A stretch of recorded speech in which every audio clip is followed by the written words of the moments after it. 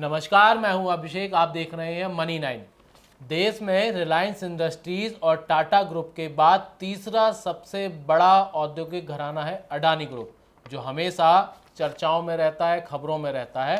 अभी कुछ समय पहले तक अडानी ग्रुप के शेयरों में तेजी, अडानी ग्रुप के नए एक्विजिशन, नए अधिग्रहण और अडानी की संपत्ति बढ़ने को लेकर हमने तमाम खबरें पढ़ी, सुनी और देखी होंगी। लेकिन आज एक जो खबर आ रही है वो थोड़ी चिंताजनक है। आज जो खबर आ रही है कि अडानी ग्रुप के जो लिस्टेड कंपनीज हैं, 7 लिस्टेड कंपनियों में से 5 कंपनियों के शेयरों में भारी गिरावट देखने को मिली है। संदीप जी, आज ऐसा क्या हुआ? मतलब मार्केट तो 2 दिन की गिरावट के बाद रिकवर हुआ है, लेकिन अडानी ग्रुप की कंपनियों के शेयरों में गिरावट क्यों आई है, ये हमारे दर्शक जानना चाहेंगे आपसे। देखिए, एक रिपोर्ट आई है जो कि इस पूरे ग्रुप को लेकर, इस ग्रुप का जो कर्ज है उसको लेकर थोड़ी सी चिंता पैदा कर रही है। फिच की एक काम है क्रेडिट साइट्स, उन्होंने एक रिपोर्ट जारी करी जो ये कह रहे हैं कि ये जो पूरा ग्रुप है, इनके जो ग्रोथ प्लान्स हैं वो ओवरली एम्बिशियस हैं, बहुत ज़्यादा ये आशावादी होकर, जैसे आप कह रहे हैं कि बहुत ज़्यादा अधिग्रहण की खबरें आती रहती हैं। इन्होंने पिछले कुछ समय में बहुत तेज़ी से बहुत ज़्यादा एक्विजिशंस किए हैं, चाहे वो सीमेंट स्पेस की बात हो, एयरपोर्ट की बात हो, डेटा सेंटर की बात हो, अभी इन्होंने एल्यूमिनियम में एंटर करने की बात करी थी, कॉपर में, पीवीसी, बहुत सारे ऐसे बिजनेसेस हैं जहाँ पे इनकी एक्सपर्टीज नहीं है या तो फिर इनके पास अनुभव नहीं है उनको चलाने का। तो वहाँ पे जो एंट्री ये ले रहे हैं और वो भी डेट यानी कि कर्ज के जरिए ले रहे हैं। तो उसको लेके ये जो फिच की एक आर्म है क्रेडिट साइट्स, उनका ये कहना है कि अगर वर्स्ट केस सिनेरियो में दिक्कत कोई भी आती है तो ये एक डेट स्पाइरल बन सकता है, यानी कि जो कर्ज का एक जंजाल है वो इस पूरे ग्रुप के ऊपर कहीं ना कहीं आता हुआ दिख सकता है। ये पहली बात है जो कि इस रिपोर्ट में मेंशन की गई है।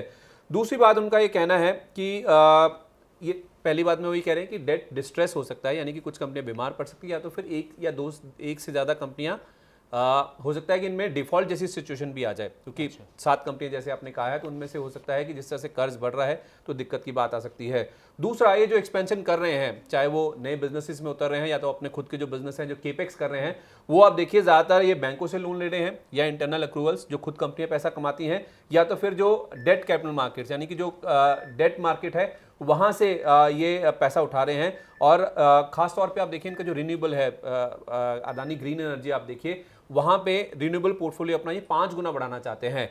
और यहीं पे आप देखिए सबसे ज़्यादा कर्ज है। आप अगर ये चार्ट देख पाएंगे, जो कर्ज आपके सामने आएगा, अडानी ग्रीन का कर्ज आप देखिए पूरे ग्रुप में सबसे ज़्यादा है, 52,000 करोड़ रुपए के आसपास का कर्ज है। अगर आप ग्रॉस लेवल पे देखें और नेट लेवल पे भी करीब 50,000 करोड़ के आसपास का कर्ज है। और दूसरी जो इनकी पावर ग्रुप की कंपनी है, पावर स्पेस की अडानी पावर, वहाँ पे भी 50,000 करोड़ रुपए से ज़्यादा का कर्ज है। इसी तरह अडानी पोर्ट्स पे 45,000, अडानी एंटरप्राइजेज जो कि इनकी फ्लैगशिप कंपनी है, जो इनकी पेरेंट कंपनी है, उस पर 41,000 करोड़ रुपए, अडानी ट्रांसमिशन पे 30,000 करोड़ और अडानी टोटल गैस पे करीब 1100 करोड़ रुपए के आसपास का नेट कर्ज है, जो कि कुल मिला के अगर आप जोड़ लें तो करीब 2.25 लाख करोड़ रुपए के आसपास बैठता है। ये FY22 के एंड के नंबर्स हैं। अगर आप FY21 यानी कि पिछले वित्त वर्ष से इसे कंपेयर कर लेंगे, जो कि करीब 1,55,000 करोड़ रुपए के आसपास था, तो वहां से आप देखेंगे तो ऑलमोस्ट 1.5 गुना के आसपास की जो बढ़त है वो इसमें देखने को मिल रही है। यानी कि धड़ाधड़ ये एक्विजिशंस कर रहे हैं वो कर्ज के जरिए कर रहे हैं। और उसमें भी ये जो रिपोर्ट है उसमें उनका कहना है कि किसी दिन खुदा ना खासा अगर जरूरत पड़ गई कि प्रोमोटर्स की ओर से, जैसे कह रहे हैं कि डिस्ट्रेस हो सकता है, एक से ज़्यादा कंपनियां डिफॉल्ट कर सकती हैं, अगर उस सिचुएशन में पैसा डालने की नौबत आती है तो प्रोमोटर्स के पास पैसा नहीं है। क्योंकि गौतम अडानी भले ही दुनिया के चौथे सबसे अमीर आदमी है, एशिया के सबसे अमीर आदमी, लेकिन इसमें इनकी जो ग्रुप की होल्डिंग्स हैं वहां से ज्यादा इनका पूरा नेटवर्थ आता है। तो पेपर मनी वो कह रहे हैं कि इनके पास है, खुद के पास पैसा नहीं है जो कि ये ग्रुप की कंपनी में इक्विटी के तौर पे इन्फ्यूज कर दे। इक्विटी की जहां तक बात है तो केवल टोटल एनर्जी ने 20% स्टेक इनका अडानी ग्रीन में लिया था और 25% स्टेक इनके अडानी न्यू इंडस्ट्रीज, एक ANIL के नाम से जो कंपनी है, उसमें लिया था। तो उस लिहाज से देखा जाए बाकी जो पूरी फंडिंग हो रही है वो अगर आप देखें तो कर्ज के जरिए होती हुई दिख रही है। बैंकों से पैसा आ रहा है, जो डेट मार्केट है वहां से पैसा आता हुआ दिख रहा है। और साथ ही साथ आप देखिए कंपटीशन बहुत ज्यादा है। आपने कहा मुकेश अंबानी की जो RIL है और जो टाटा ग्रुप है, वो 2 बड़े घराने हैं और मुकेश अंबानी से इनका सबसे ज़्यादा कंपटीशन है। खास तौर पे आप देखिए ग्रीन एनर्जी, जहां पे ये 5 गुना एक्सपैंड करना चाहते हैं, ग्रीन हाइड्रोजन और टेलीकॉम। हालांकि इन्होंने लाइसेंस केवल अपने कैप्टिव यूज के लिए लिया है, लेकिन ये रिपोर्ट कह रही है कि आने वाले समय में ये टेलीकॉम में एंट्री करेंगे, ऐसा उनका अनुमान है। तो उस लिहाज से देखा जाए जिसमें सीधे तौर पे इनका मुकेश अंबानी से कंपटीशन होगा। और जब कंपटीशन है तो जाहिर सी बात वो कह रहे हैं कि उसके लिए केपेक्स यानी कि जो क्षमता विस्तार पे खर्च है वो ज्यादा हो सकता है। ओवर लेवरेजिंग हो सकती है, ज्यादा एग्रेसिव बिडिंग हो सकती है, कुछ अनवाइज डिसीजंस हो सकते हैं। तो उस लिहाज से देखा जाए ये कुछ खास बातें हैं जो कि इस रिपोर्ट में बोली गई हैं, जिस वजह से हो सकता है ये ओवर एम्बिशियस प्लान्स जो कर रहे हैं उस वजह से एक डेट स्पाइरल इस पूरे ग्रुप में बन सकता है वर्स्ट केस सिनेरियो में। मतलब ये जो चिंताजनक जो निवेशकों की भी चिंता आई है वो इस रिपोर्ट से ही आई है। तो क्या इस रिपोर्ट्स में सारी कोई अच्छी बात भी ग्रुप के लिए कही गई है या अभी सिर्फ चिंता ही जताई गई है? देखिए, अच्छी बात है कि इनकी जो पॉलिटिकल क्लोजनेस है, जो रूलिंग पार्टी है बीजेपी, उनके साथ इनकी बहुत क्लोजनेस है। और इनफैक्ट पीएम मोदी से तो इनका, जब वो सीएम थे गुजरात के, उस समय से ही आप देखें तो इनकी बहुत ज़्यादा क्लोजनेस थी। और अभी भी इनकी आप देखें तो मोदी एडमिनिस्ट्रेशन से काफ़ी ज़्यादा क्लोजनेस है। और खास तौर पे इनका इंफ्रास्ट्रक्चर सेक्टर के ऊपर बहुत फोकस है।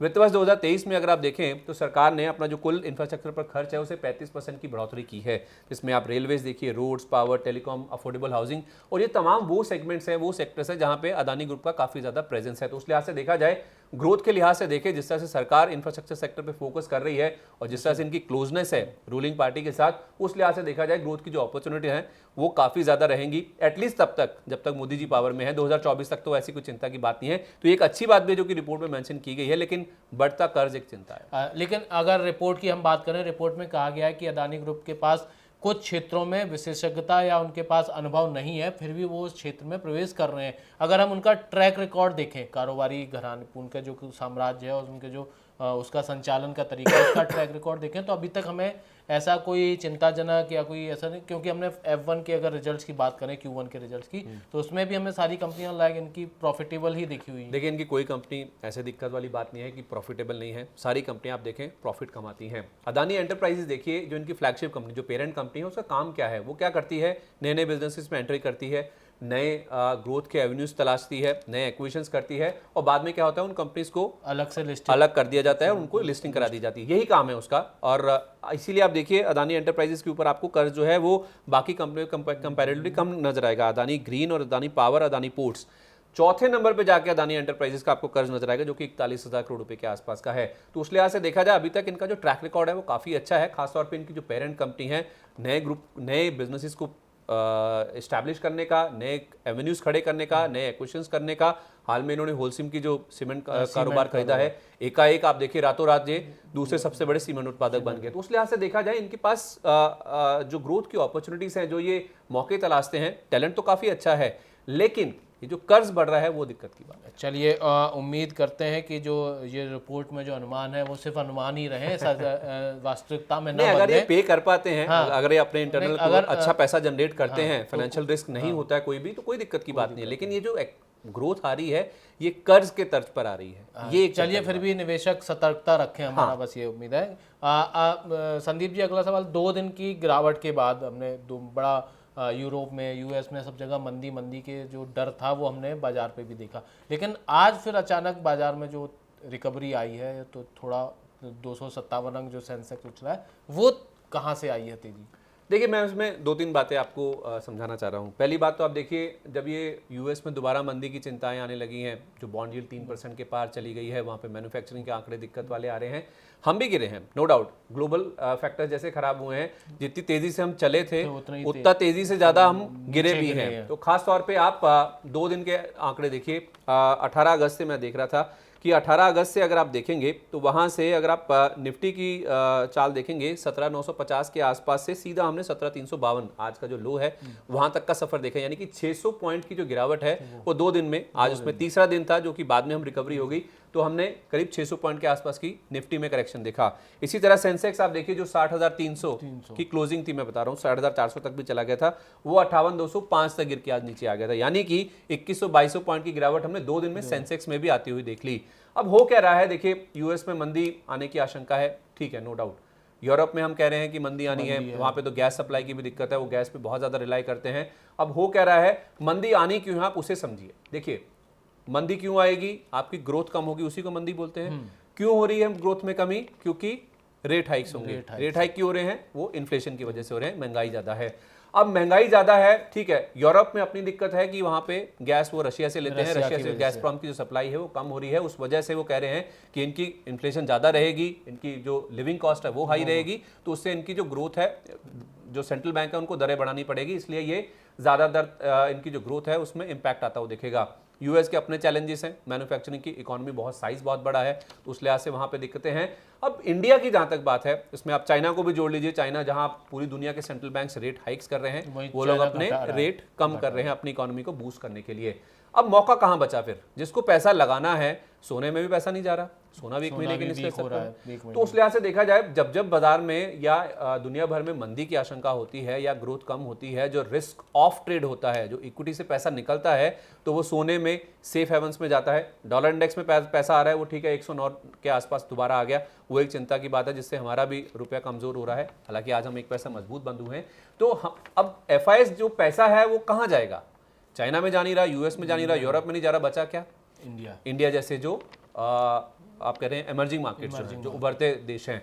अब उसमें भी क्यों पैसा आ रहा है? उसमें आप देखिए, RBI गवर्नर जो हैं उन्होंने कह दिया है कि हमारे भारत में जो इन्फ्लेशन है वो पीक आउट हो चुकी है। पीक आउट होने का मतलब ये है कि अब RBI बहुत तेजी से दरें बढ़ाने का जो मीटर है वो नहीं खींचेगा। आप 5.4% पे रेपो रेट पे, आज एक रिपोर्ट भी आई है कि शायद आपका जो टर्मिनल रेट है, यानी कि जो एंड पॉइंट है रेपो रेट का, वो 6% से ज्यादा नहीं होगा। यानी कि यहां से 50 या 60 बेसिस पॉइंट से ज्यादा की ऊपर की गुंजाइश नहीं है। तो RBI गवर्नर साफ तौर पे ये कह रहे हैं, अगर आपकी 6% की टर्मिनल रेट से ज्यादा नहीं होगी, इंडिया में ज्यादा तेजी से रेट्स नहीं बढ़ेंगे, तो फिर आपकी दिक्कत नहीं है, आपकी ग्रोथ अच्छी रहेगी। अभी कुछ दिन बाद हमारे GDP के आंकड़े भी आ जाएंगे 31 अगस्त को, उसमें जो Q1 का नंबर आएगा FY23 का, वो शायद 10% से ज्यादा का ग्रोथ का आएगा। तो उस लिहाज से देखा जाए, इंडिया में ऐसी कोई दिक्कत नहीं है। 9 महीने से लगातार FIs बेच चुके हैं, अब उन्होंने खरीदना शुरू किया है। इंडिया के ग्रोथ प्रॉस्पेक्ट्स अच्छे हैं। गवर्नर साहब खुद सामने से कह रहे हैं कि इन्फ्लेशन पीक आउट हो चुका है, तो फिर दिक्कत कहाँ रहेगी? चलिए, मतलब अमेरिका यूरोप की जो मंदी है वो भारत के लिए अच्छी खबर है। अच्छी खबर है। और चाइना में जो दिक्कत हो रही है वो हमारे लिए अच्छी बात है। तो FIs के खरीदारी के जो आंकड़े आ रहे हैं वो अच्छे हैं, वो उत्साहजनक हैं, बहुत अच्छे हैं। तो अब संदीप जी, अगले जो अब आगे आने वाला मार्केट है, अगले 2 दिन के लिए 3 दिन के लिए, अगर हम कोई अपना स्ट्रेटजी बनाना चाहें तो उसके लिए क्या ट्रिगर्स हम देखें? देखिए, आंकड़ों के ऊपर ही पूरी नज़र रहेगी। RBI गवर्नर ने भी यही कहा कि हम डेटा ड्रिवन रहेंगे दुनिया भर में। आप देखिए, आज US और UK के मैन्युफैक्चरिंग सर्विसेज और कंपोजिट PMI के नंबर्स आ जाएंगे। 25 तारीख को US के जॉबलेस क्लेम के आंकड़े आएंगे और Q2 GDP का सेकेंड रिवाइज एस्टीमेट आएगा। और 25 तारीख इसलिए भी इंपॉर्टेंट है क्योंकि जैक्सन होल में जो सिंपोजियम होता है, एनुअल सिंपोजियम होता है, जिसमें दुनिया भर के जो इकोनॉमिस्ट जुड़ते हैं, उसमें माना जा रहा है कि फेड चेयरमैन जो है जेरम पॉवेल, उनका जो स्टैंड है वो काफ़ी आक्रामक हो सकता है, वो काफ़ी एग्रेसिव हो सकते हैं। पिछले हफ्ते जो फेड बैठक के मिनट्स आए थे उसमें भी फेड के जो अधिकारी वो यही कह रहे हैं, अभी भी महंगाई के ऊपर फोकस रहेगा, हम महंगाई को कम करेंगे, भले उसके लिए हमें अपनी ग्रोथ को कॉम्प्रोमाइज करना पड़े। तो ये एक ऐसा प्लेटफॉर्म है जहां पे 2 साल के बाद वर्चुअली हुआ था, 2 साल के बाद पहली बार लोग जुड़ेंगे। उसमें माना जा रहा है कि जेरम पॉवेल साहब का जो स्टैंड है वो काफ़ी एग्रेसिव हो सकता है रेट हाइक को लेके। तो जैक्सन होल का जो सिंपोजियम है वहाँ पे अब किस तरह के कमेंट्स आते हैं, ये एक ज़्यादा फोकस की बात है, जिस वजह से आप देखिए US गिर भी रहा है। क्यों मंदी आ सकती है? जैसे मैंने पहले भी कहा, इसीलिए आ सकती है कि इन्फ्लेशन ज़्यादा है, उसको काबू करने के लिए रेट बढ़ सकते हैं, दरें बढ़ेंगी तो उससे आपकी ग्रोथ नीचे आएगी। और यही चीज़ है जो कि जैक्सन होल के सिंपोजियम में बाजार सुनना चाहता है कि कितने आक्रामक तरीके से US में दरें बढ़ेंगी। चलिए, आप भी ऐसी इन्हीं आंकड़ों पर और जो संदीप जी ने बताया है जेरम पॉवेल की जो स्टैंड आने वाला, उस पर नज़र बनाए रखें और उसी के अनुसार अपने आगे की रणनीति बनाएं। ऐसे ही बाजार से जुड़े जानकारियां प्राप्त करने के लिए आप हमें YouTube, Facebook, ट्विटर पे फॉलो कर सकते हैं। और आप अब हमारा ऐप तो पता ही चल गया है आपको, आप ऐप पे भी हमें देख सकते हैं। और अगर आपका कोई सवाल है, कोई क्वेश्चन है, क्वेरी है, तो आप हमें लिख भेजिए, हम उसका आंसर अपने एक्सपर्ट से दिलाने की कोशिश करेंगे। आप हमें देख रहे हैं उसके लिए आपका बहुत बहुत धन्यवाद। संदीप जी, आपका भी बहुत बहुत धन्यवाद।